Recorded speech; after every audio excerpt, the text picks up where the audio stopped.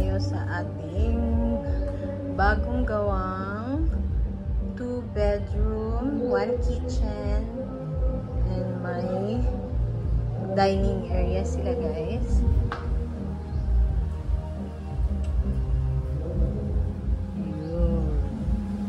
So, may common kitchen sila. And, naglagay kami ng dalawang table na gawa sa rectangular tube. And, bumili na rin kami ng stool nila ng mauupuan.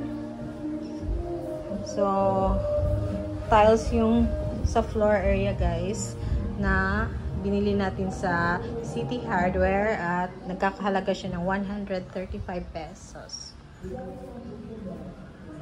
Meron tayong mga keep area clean. So, sa labas, may dalawang saksakan.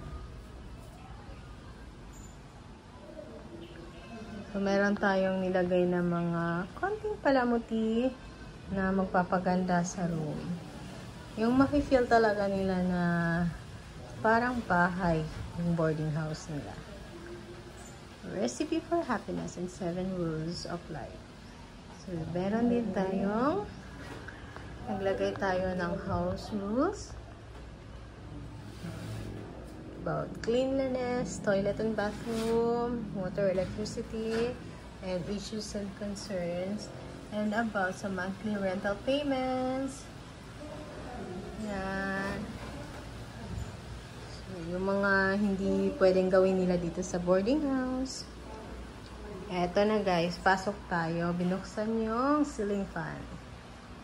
So, ito pala, sa kanila yung electricity, guys. Yung free natin is yung 2 feet. So, yan dito.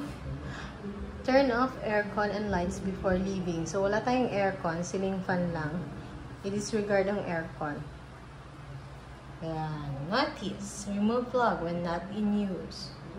Naglagay lang tayo ng isang window dito.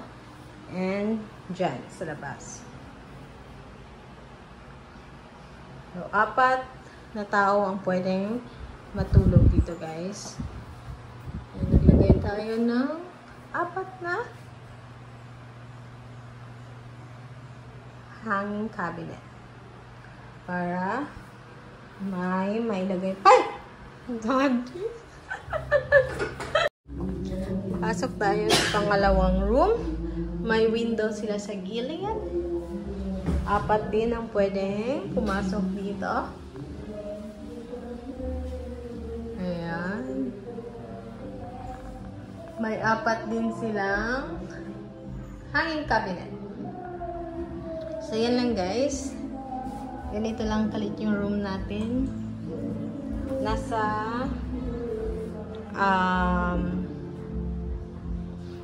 hindi ko alam anong size, nakalimutan ko. 10 by 8 feet.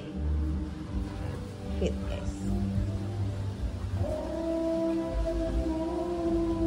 So, ganito lang ang ating boarding house.